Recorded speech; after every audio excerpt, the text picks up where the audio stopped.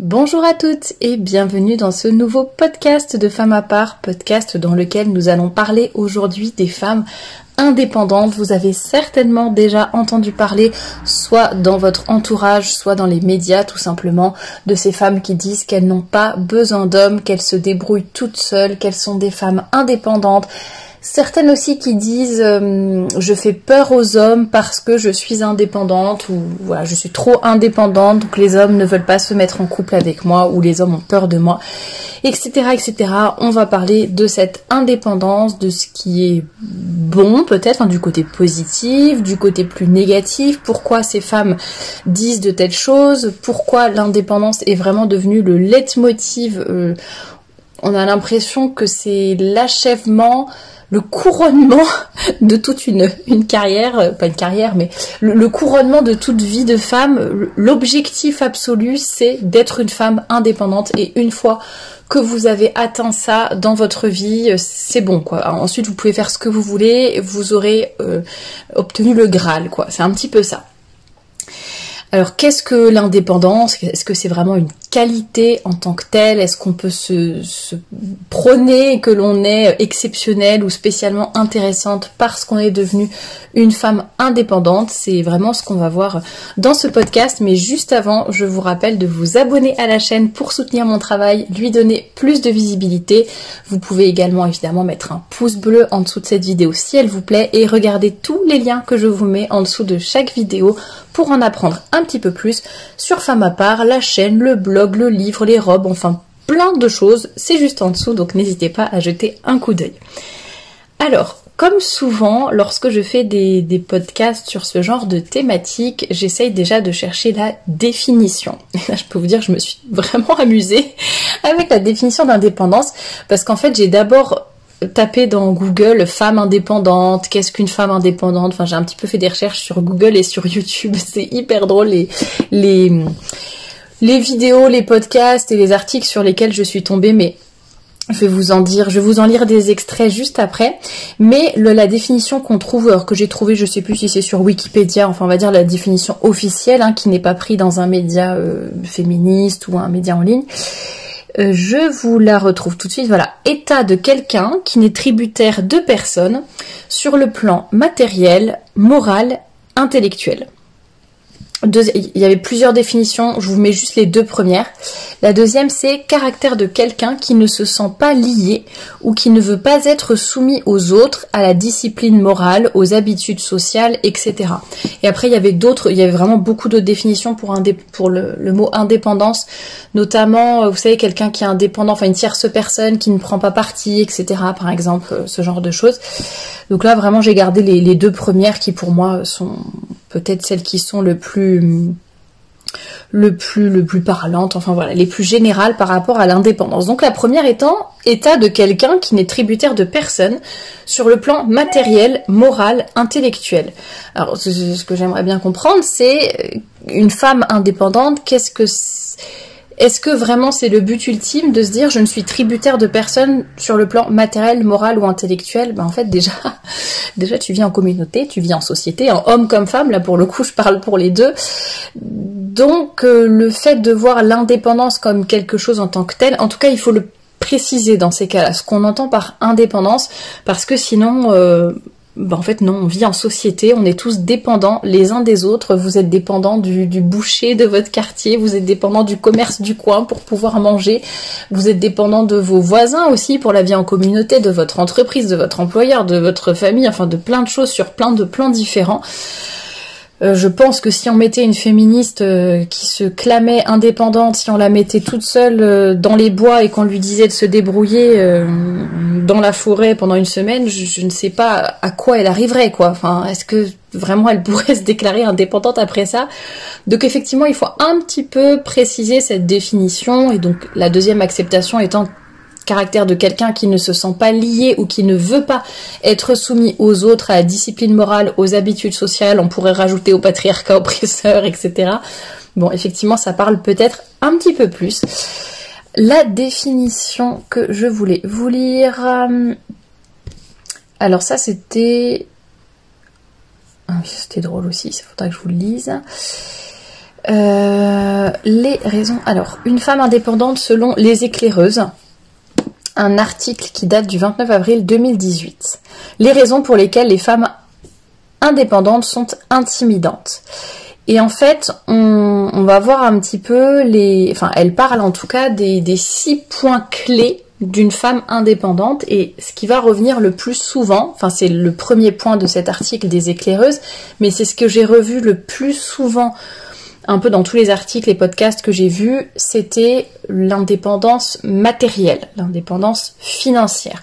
Donc le fait qu'une femme doit gagner son propre argent, doit subvenir à ses propres besoins et doit pouvoir vivre ou survivre sans dépendre de qui que ce soit. Et généralement, ce qui est assez drôle, ce qui est spécifié dans les articles, vraiment je ne vous mens pas, c'est ne doit dépendre de personne et encore moins d'un homme. Donc c'est pas seulement, donc c'est l'indépendance, évidemment, elle ne doit pas non plus dépendre de sa maman, de sa sœur, de je ne sais pas qui, mais vraiment c'est encore plus grave si elle dépend d'un homme. Vous voyez, il y a vraiment une hiérarchie qui est mise et que j'ai retrouvée vraiment plusieurs fois. C'est pas juste dans un article comme ça en passant, c'est toujours la même chose, c'est et encore moins dépendre d'un homme.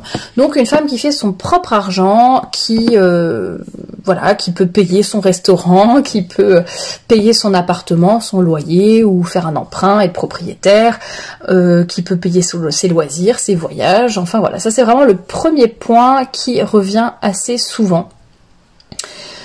Le deuxième point, c'était un peu le fait que une femme indépendante est souvent une femme qui doit savoir s'affirmer.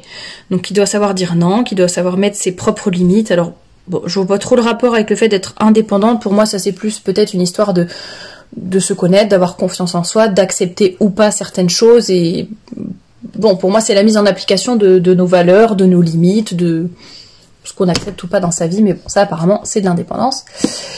Troisième point, la femme indépendante, selon Les Éclaireuses, toujours, se passe aisément d'affection. Et là, ce qui est drôle dans cet article, c'est que à la fois je me passe d'affection, donc je suis pas spécialement tendre, je suis pas spécialement affectueuse parce que je suis une femme indépendante. Voilà, c'est un petit peu le discours. J'ai pas besoin d'être câlinée comme ça, d'être prise, d'être chouchoutée, etc. Je suis une femme forte et indépendante. Mais d'un autre côté, dans les articles que je retrouve, c'est aussi bon, en gros, j'en ai pas besoin, mais si je le demande, il faut que tu sois à mes pieds et que tu me donnes l'affection dont j'ai besoin. Et c'est pas parce que je te dis, ça c'est dans un autre article que je l'ai vu, dans un article du site thankyou.fr. Je vous le retrouverai après, mais c'est pareil, c'est que des paradoxes tout le temps. J'ai pas du tout peur de vivre seule. Par contre, si j'ai besoin de toi et que je t'appelle, tu viens, quoi. C'est vraiment ça. Quatrième point des Éclaireuses, une femme indépendante donc est une femme mature. Alors j'aimerais bien comprendre le rapport entre la maturité et l'indépendance. Pour moi, une femme mature, c'est tout simplement une femme adulte, en fait, qui a quitté le monde des enfants, qui a un minimum pas d'expérience, mais si, voilà, qui a déjà un peu vécu dans le monde du travail, qui a déjà observé un certain nombre de choses, qui sait comment réagir, qui connaît un certain nombre de conventions, de bonnes manières, qui sait se tenir en société, qui sait poser un raisonnement, qui ne réagit pas avec sa sensibilité, mais voilà, qui fait travailler son intellect aussi. Voilà, c'est une femme mature, mais je vois pas du tout le rapport avec l'indépendance. Mais voilà, c'est en tout cas ce qui est dit dans cet article. Elle ne joue pas sauf si elle l'a décidé, donc pas d'enfantillage, elle est responsable sauf si elle l'a décidé, d'accord, bon. Et sixième et dernier point, elle n'a ouvertement pas besoin d'un homme. Donc elle n'a pas besoin d'un homme, c'est ce que je vous ai dit au début du podcast. Elle dit je ne veux pas d'homme, je n'ai pas besoin d'homme. Et si à la limite j'ai besoin de quelqu'un, ça sera d'une femme, mais pas d'un homme, et surtout pas, et encore moins d'un homme. Enfin, vous voyez, c'est toujours cette hiérarchie. Et en fait, donc ça, c'est selon Les Éclaireuses, c'est les raisons pour lesquelles les hommes n'aiment pas les femmes indépendantes, puisqu'évidemment, elle ferait peur, puisqu'ils ne pourraient plus ni la protéger, ni payer pour elle le resto, ni être là pour elle. Enfin, il se sentirait inutile, le pauvre, il serait malheureux. Bref. Alors ça, cette définition, être une femme, je ne sais plus où je l'ai trouvé, je crois que c'était sur internet aussi, être une femme forte et indépendante signifie que vous devez être capable de trouver seule le bonheur. Vous êtes suffisamment sûr de vous sans avoir à attendre l'accord d'une autre personne ou de la société. Cela signifie que vous êtes émotionnellement indépendante et que vous êtes capable d'avoir des relations saines avec les autres sans tomber dans les relations codépendantes. Cela signifie que vous devez apprendre à exprimer ce que vous êtes vraiment au fond de vous, que vous soyez timide et douce ou extravertie et sûre de vous. Il n'est pas nécessaire d'essayer de vous conformer à un certain standard. Alors je trouve qu'il y a beaucoup de choses qui se mélangent dans cette définition. Et encore une fois, on parle de maturité, on parle de confiance en soi, on parle aussi de savoir mettre des limites, de ne pas accepter par exemple des personnes perverses ou manipulatrices dans notre vie. Ça, j'en avais parlé dans un autre podcast. Je vous mettrai le lien en dessous de la vidéo si ça vous intéresse. Il y a beaucoup de choses qui pour moi, bon voilà, ça dépend de l'acceptation du mot indépendance, mais je trouve qu'on met vraiment ce mot un peu à toutes les sauces à l'heure actuelle comme si c'était le but ultime. Et finalement, dans les définitions, on se rend compte que c'est un mot qui est complètement inexact, à part peut-être pour l'indépendance matérielle, à la limite financière, le fait de se dire je suis seule, mais au niveau sociétal, au niveau intellectuel, au niveau moral, bon, moi alors, on va commencer par le positif, parce que il paraît que je suis trop négative, donc on va commencer par le positif. Alors qu'est-ce qui est positif dans le fait d'être une femme plutôt indépendante, plutôt forte, qui va se débrouiller? Pour moi c'est ça. Justement, le fait d'être débrouillarde, le fait de ne pas être bloquée dès qu'il y a le moindre obstacle, que ce soit un petit obstacle matériel, je veux dire dans la maison, une ampoule à changer, ou quelque chose, je sais pas, un dépanneur à appeler pour la voiture, peu importe, bon... Voilà, quels que soient les obstacles, petits et grands, matériels ou autres dans la vie, ou plus des obstacles d'ailleurs au travail, ou ce genre de choses, voilà, on va pas s'arrêter, pleurer sur son sort, être complètement démuni, ne pas savoir quoi faire, trembler ou être tétanisé et complètement bloqué sans agir. Voilà, c'est une femme qui va, pour moi, une femme un peu indépendante, entre guillemets, ça va être la femme débrouillarde qui va savoir se sortir un peu de toutes les situations, qui va réfléchir, qui va essayer de trouver des solutions, qui va avancer. Bon, ça c'est chouette. Des femmes fortes, pareil, qui ne vont pas se laisser abattre par le moindre obstacle, qui vont réagir même s'il y a des difficultés, qui vont réussir à se prendre en main, qui vont avancer. Super. Des femmes courageuses, pas de problème, on a besoin de femmes fortes, on a besoin de femmes courageuses, on a besoin de femmes qui ne baissent pas les bras, qui savent, donner le meilleur d'elles-mêmes et ne pas être des petites choses fragiles qui ne sont pas capables de faire des efforts et des sacrifices dans leur vie, je parle de façon très générale, ou qui ne sont pas capables de surmonter certaines épreuves. Voilà, on n'est pas des chochottes, qui à la moindre petite souffrance, incapable du moindre sacrifice, vous voyez, ça, ok, super, moi je trouve ça très bien et très positif. Du côté de l'indépendance financière, effectivement, on dit souvent, imagine si ton mari te quitte, imagine ou si t'aimes plus ton mari et que tu veux partir, enfin voilà, ça c'est ce qu'on lit un petit peu dans justement tous ces magazines féministes. Il faut vraiment faire moite-moite et être capable, d'ailleurs dans un podcast que j'ai écouté, c'est être capable de partir, avoir cette possibilité de partir si par exemple tu es en couple avec quelqu'un c'était une femme qui disait ça dans son podcast, tu es en couple avec un homme qui abuse de toi, qui te bat ou je ne sais quoi, que tu puisses avoir justement le fait d'avoir ton salaire, ton métier, etc. ça va peut-être t'aider plus facilement à partir, à sortir des griffes d'une telle personne, parce que tu sais qu'à côté tu te reconstruis une vie avec ton salaire, ton métier, etc.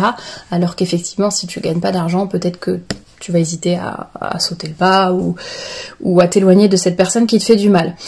Et de façon générale, ça peut arriver même aux couples catholiques, voilà, un mari qui part voir ailleurs, un mari qui meurt, tout simplement, ou un mari qui tombe au chômage, enfin voilà, c'est vrai que le fait d'avoir un diplôme, le fait d'avoir fait un certain nombre d'études, ça peut aussi aider à compenser le salaire insuffisant d'un mari, à parer à des éventualités assez tristes de la vie. Effectivement, donc moi rien à dire là-dessus. Ce qui me fait par contre assez rire, c'est que les hommes aussi, enfin, quand on voit les critères d'indépendance des femmes, en fait, les hommes aussi pourraient crier sur tous les toits, ouais, regarde, je suis un homme indépendant, je fais mon propre argent, je gagne mon propre salaire, j'ai mon compte en banque, je sais faire la vaisselle tout seul, je sais pas, je fais mon lit tous les matins sans que ma maman ait besoin de venir le faire pour moi, je me fais à manger tout seul, j'en sais rien, je passe l'aspirateur chez moi, ouais, je suis un homme fort et indépendant. Oui, cool, enfin ça c'est des choses normales quoi, et je pense que venant d'un homme en fait, ça nous choquerait. Alors que venant d'une femme, waouh, c'est génial, c'est une femme indépendante, c'est une femme forte. Non mais c'est juste, elle fait, c'est normal quoi. Alors il y en a qui vont me rétorquer, mais attends Thérèse, tu te rends pas compte, il y a quelques années, les femmes n'avaient pas de chéquier, il y a quelques années, les femmes n'avaient pas le droit de travailler, il y a pas si longtemps que ça, les femmes étaient toutes sous la coupe d'un homme et ne pouvaient pas, je sais pas, conduire leur voiture ou bon, peut-être que les gens d'ailleurs se trompent de pays par rapport à ça. Et en fait, il y a quelques années, c'était quand même il y a un certain nombre d'années. Et puis si on bon, je peux en reparler encore une fois, mais si on remet les choses dans leur contexte historique, si on remet les choses dans leur contexte historique, c'est avec Napoléon notamment que les choses ont un peu dérapé, mais la femme, il suffit de relire Régine Pernoud, La femme au temps des cathédrales, pour voir qu'en fait, de tout le temps, la femme a été vraiment bien, surtout depuis que, avec l'influence de l'Église, la femme avait retrouvé toute sa noblesse, toute sa place dans la société, il n'y avait pas de cette question idiote de l'égalité homme-femme ni quoi que ce soit, c'était une évidence, les femmes étaient bien traitées et voilà, c'est plutôt récemment à l'échelle de l'histoire, hein, quand on regarde, c'est plutôt récemment que les femmes avaient perdu tous leurs droits, que Napoléon les avait remises au rang de mineurs et de folles et des fous et voilà, mais en tout cas à notre époque, je pense qu'on peut pas se dire oh, c'est génial, j'ai réussi à être embauchée par une entreprise alors que je suis une femme. Non, mais en fait, t'as aucun mérite. C'est voilà, c'est la norme. Il y a pas de, c'est pas un combat, il y a pas de problème. Donc être une femme indépendante, voilà quoi. Moi, je veux dire en tant que, enfin, Thérèse, moi en tant que Thérèse, bon, je travaille dans une entreprise, je suis dans un appartement, je vis toute seule, je fais mes courses toute seule, j'ai passé mon permis, je sais pas, enfin, est-ce que je vais me glorifier de tout ça en disant ouais, je suis une femme indépendante? Alors oui, peut-être qu'aux yeux du monde, enfin avec le regard du monde, on pourrait peut-être se dire bah oui, Thérèse c'est plutôt une femme indépendante quoi, enfin. Voilà, mais c'est quoi le mérite? Enfin, je ne ressens pas spécialement un accomplissement. Je suis pas en train de me dire ouais, j'ai vraiment réussi un truc super important dans ma vie, j'ai réussi à avoir un métier, à payer mon loyer, à faire mes courses toute seule. Mais en fait non, enfin c'est juste homme comme femme, c'est normal. Peut-être qu'il y a des gens qui n'arrivent pas à faire ça, hein, selon l'éducation, la vie, ce qu'ils ont eu, enfin leur parcours, mais on peut pas quand même dire que ce soit quelque chose de vraiment génial. Autre chose d'ailleurs qui m'embête un peu dans ce désir toujours très fort d'indépendance, c'est que non seulement c'est une indépendance par rapport aux hommes, mais c'est aussi aux hommes masculins, hein, je veux dire au sexe masculin, mais par rapport à Dieu. Et c'est vraiment ni Dieu ni maître, c'est toujours se dire qu'il n'y a personne au-dessus de moi, que je ne dois rendre des comptes à personne. Même si vous n'êtes pas catholique, c'est pour vous expliquer la mentalité. C'est vraiment cette mentalité de dire je me suffis à moi-même. Et à la limite, quand j'ai vraiment besoin d'un lot de consolation, quand j'ai besoin d'une aide pour ci ou pour ça, bon là hop, je prends mon petit toutou, le petit homme qui va être gentil et qui va venir en courant pour faire ce que je lui demande. C'est un petit peu ça l'état d'esprit, et ça je trouve ça vraiment super triste de se dire qu'en fait on pense qu'on se suffit à soi-même dans tous les domaines, alors qu'on a une si belle, même sans être catholique, mais encore plus si vous êtes catholique, que vous avez lu la Bible, la Genèse, etc. Il y a une si belle complémentarité qui a été voulue par Dieu entre l'homme et la femme.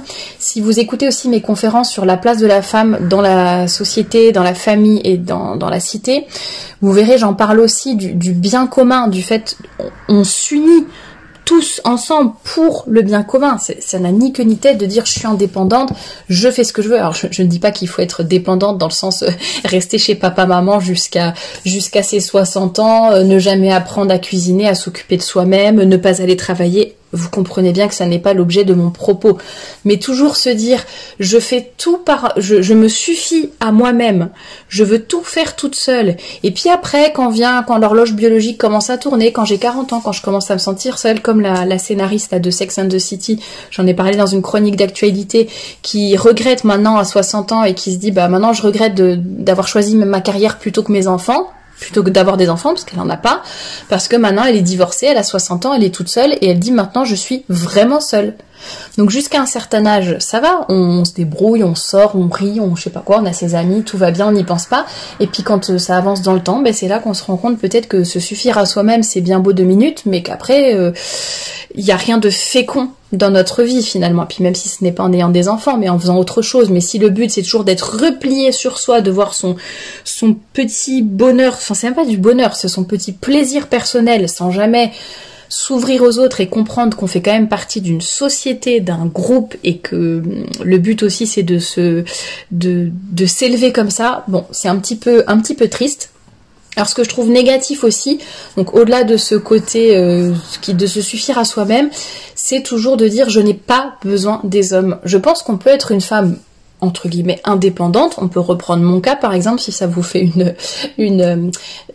si ça peut faire un exemple entre guillemets, enfin une illustration de mes propos. Voilà, je suis plutôt indépendante aux yeux du monde. En tout cas, est-ce que pour autant je clame sur tous les toits, je n'ai pas besoin d'un homme, je peux faire toute seule?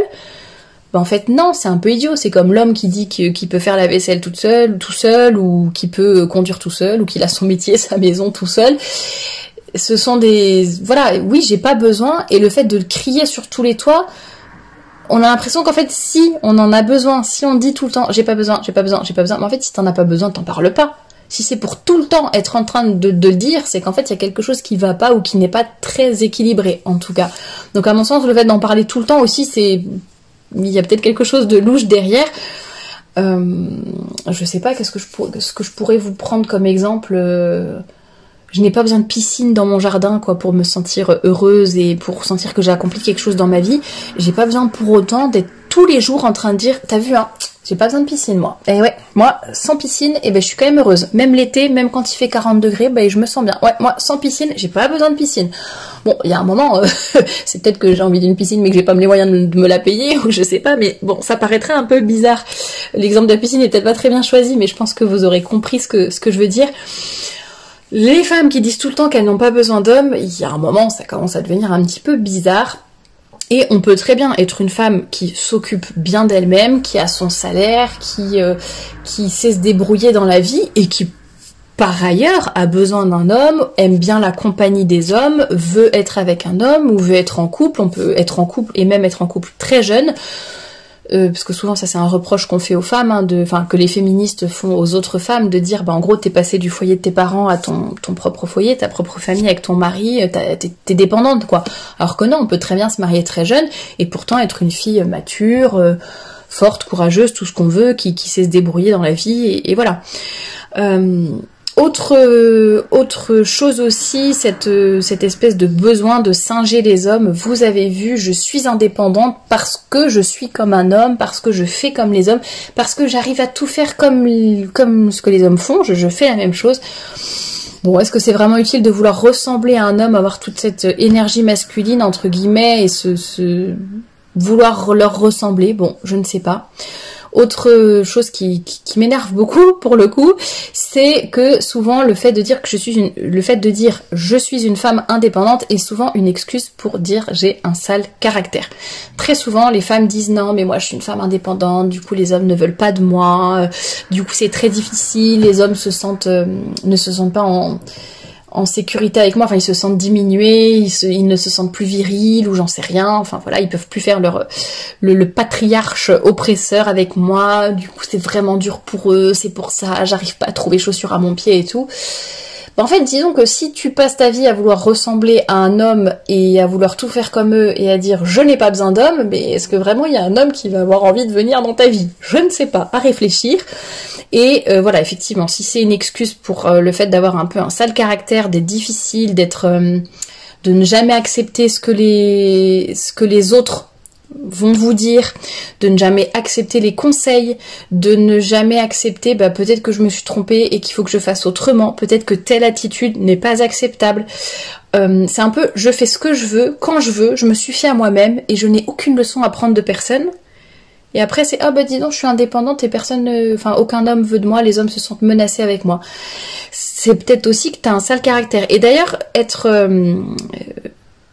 le fait d'accepter cette cohabitation avec les hommes, de ne rien avoir, de ne pas leur en vouloir, de ne pas chercher à les copier ni quoi que ce soit, ça ne veut pas dire non plus tout accepter, ne mettre aucune limite, se comporter comme une serpillière, ne rien faire selon ses propres goûts, ses propres envies, ses propres idées, ne pas avoir confiance en soi, ne pas oser se regarder dans le miroir. Non, c'est pas ça pour autant, mais il y a juste un équilibre, je pense, entre l'indépendance, la confiance en soi, la maturité et le fait d'accepter aussi les remarques des autres, de vouloir progresser, d'accepter qu'on n'est pas parfaite et de ne pas être toujours dans cette autosuffisance dans les deux sens du terme, matériellement et puis aussi un peu ce côté hautain.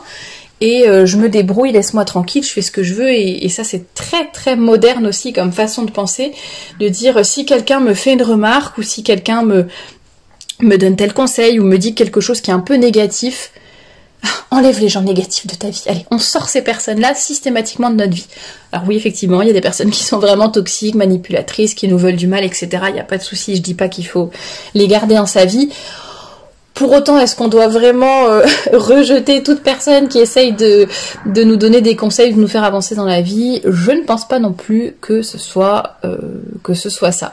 Donc l'indépendance, le fait de s'assumer financièrement, d'avoir une carrière entre guillemets, de faire sa vie, etc. Est-ce vraiment un exploit? Est-ce vraiment un objectif? Je ne pense pas. Et ce dont je voulais vous parler également, c'était cet état d'esprit actuel de dire tout se fait maintenant comme des individus et non pas comme une famille. Tout est fait pour dire que tout est fait, les femmes et les hommes par leur propre choix, mais aussi de façon générale la société, les médias, ce qu'on nous pousse à faire d'une certaine façon, un peu le lavage de cerveau, va dans le sens de dire maintenant on élève, on éduque, on crée une société composée de plein de petits individus qui doivent être exactement pareils, exactement égaux et tout ce qu'on veut. Et par contre, il n'y a plus de famille, il n'y a plus de groupe, il n'y a plus de société, il n'y a plus de vie en commun, de bien commun. Donc, on le voit un petit peu sur cette question d'indépendance, d'être indépendant sur le plan financier ou autre. C'est vraiment, je dois être toujours...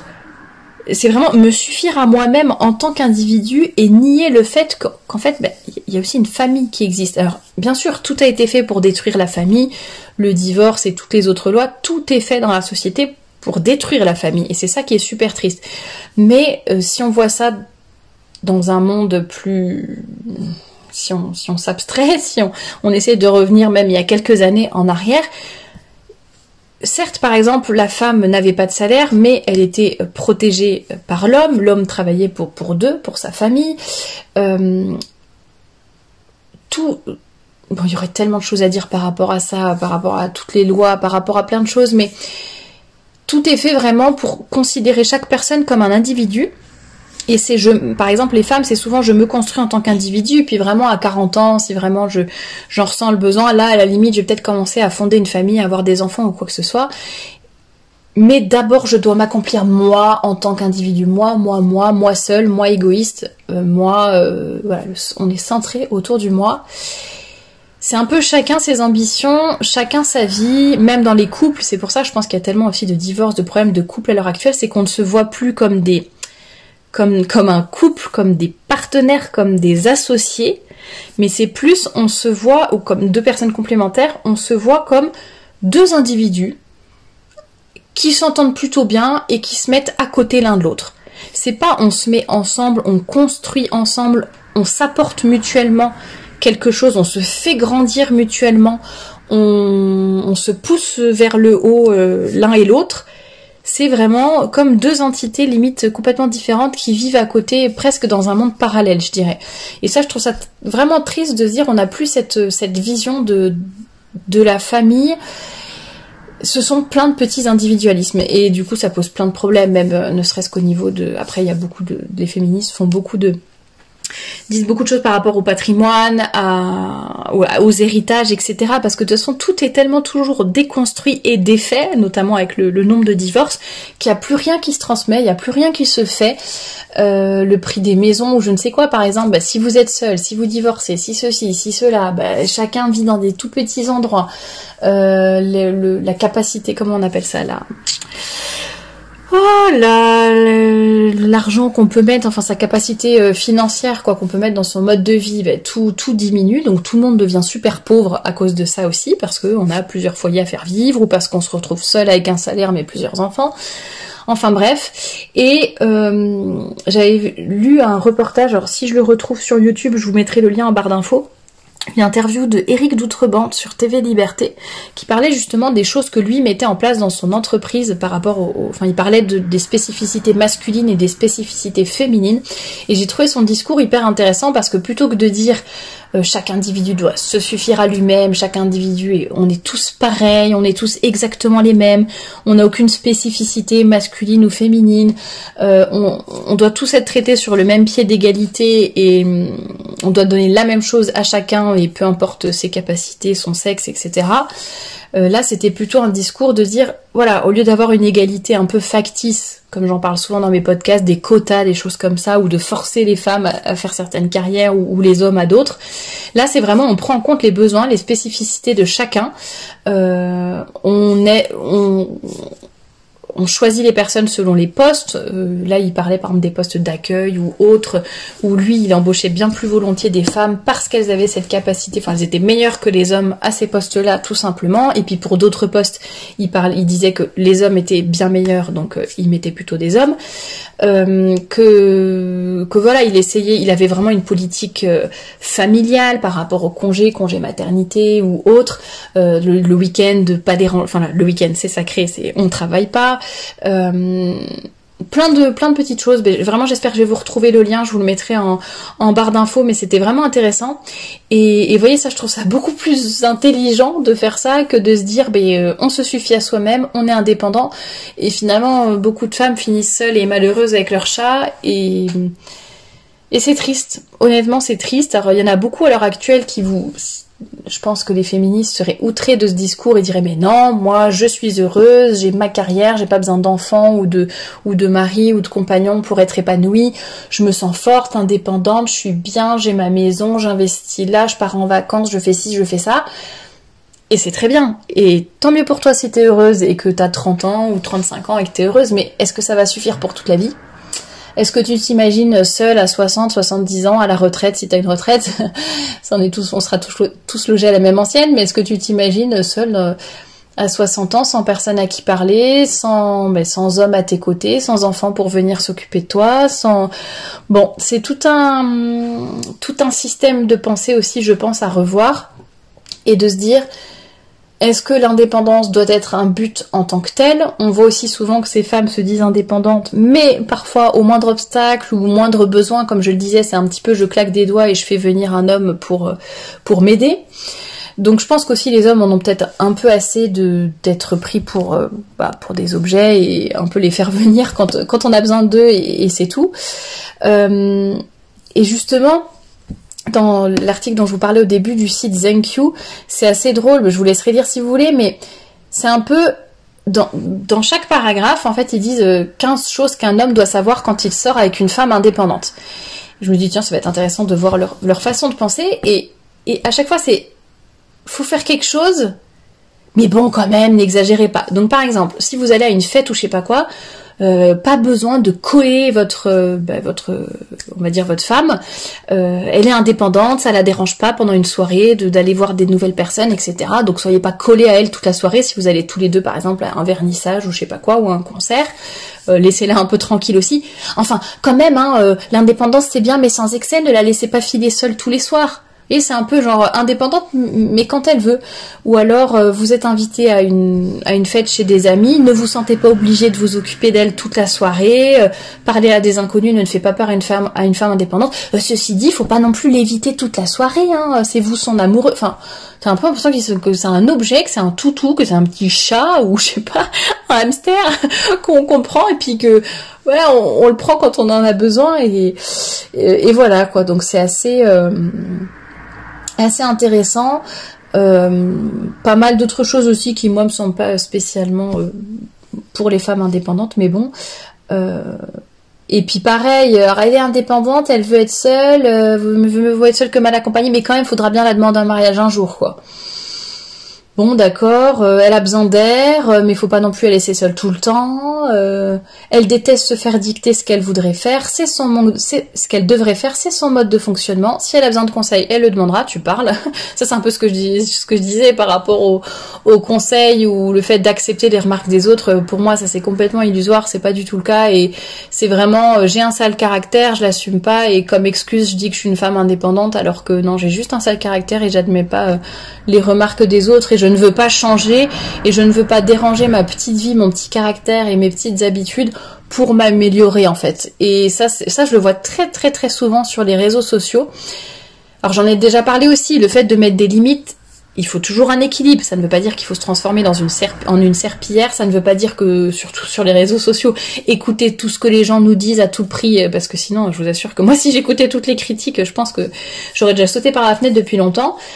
Donc il faut savoir garder un équilibre, bien sûr, mais il faut aussi savoir, voilà, se remettre en question, tout simplement, plutôt que de dire non, mais moi je suis comme ça, pas autrement, c'est à prendre ou à laisser. Bon, bah, je sais pas, moi c'est l'état d'esprit en fait qui me dérange un petit peu, mais voilà. Bon, voilà un petit peu pour tout ce que je pouvais vous dire sur le côté indépendant, mais vraiment pour moi le plus important, c'est vraiment cet état d'esprit qui consiste à vouloir se dire je suis bien toute seule par moi-même, je me suffis à moi-même, le bon Dieu ne nous a pas créé comme tel, et même si vous n'êtes pas croyant, je pense que vous avez un minimum de bon sens pour vous dire que on vit en société et on est tous là pour s'aider les uns les autres et s'élever mutuellement. Ça serait vraiment sinon nier le bon sens.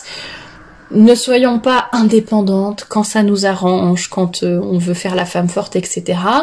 Soyons débrouillardes, ça c'est clair, soyons fortes, soyons courageuses, ça il y a pas de problème. Et d'ailleurs je pense que je ferai aussi un podcast sur le fait d'être des femmes fortes et courageuses.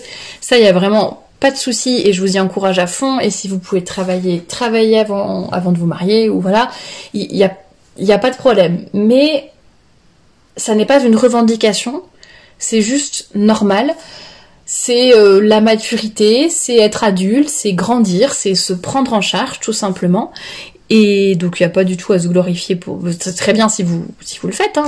Il y a des gens qui sont au chômage ou qui ne font rien ou qui sont encore chez papa-maman, il n'y a pas de souci. Enfin encore chez papa-maman à un certain âge, hein. Si vous m'écoutez que vous avez 15 ans, c'est normal que vous soyez chez vos parents. Mais ce que je veux dire, c'est que voilà, il n'y a pas à s'en glorifier. Pour moi, ça n'est pas spécialement une qualité énorme. Voilà, ça serait plutôt un handicap, en tout cas de la façon dont c'est vu par les féministes, cette espèce d'autosuffisance, de se croire un petit peu au-dessus de tout le monde et de se donner des excuses pour ses défauts, tout simplement. Donc je vous invite à réfléchir à tout ça, n'hésitez pas à me donner vos retours en commentaire, c'est toujours super intéressant de discuter avec vous de tous ces sujets. Bien sûr, j'ai un peu dit des généralités, c'est difficile de se coller à chaque, de regarder vraiment précisément chaque situation, chaque personne, etc. Donc peut-être que ça ne colle pas pour toutes les situations, ce que j'ai dit, mais voilà, c'est en tout cas certaines pistes de réflexion. Il faut toujours essayer d'aller voir un peu plus loin. C'est toujours intéressant de décrypter un petit peu ces discours féministes parce que finalement on apprend pas mal de choses et certaines choses qui peuvent paraître un petit peu anodines, finalement on s'aperçoit en creusant qu'en fait ça peut être beaucoup plus grave que ça si elles vont vraiment au bout de leur discours et si elles continuent comme ça. Donc voilà ce que je voulais partager avec vous aujourd'hui. N'hésitez pas à compléter en commentaire ou à me dire ce que vous en avez pensé. J'ai hâte d'avoir vos retours à ce sujet et je vous retrouve très bientôt la semaine prochaine pour une nouvelle chronique d'actualité et un nouveau podcast. À bientôt!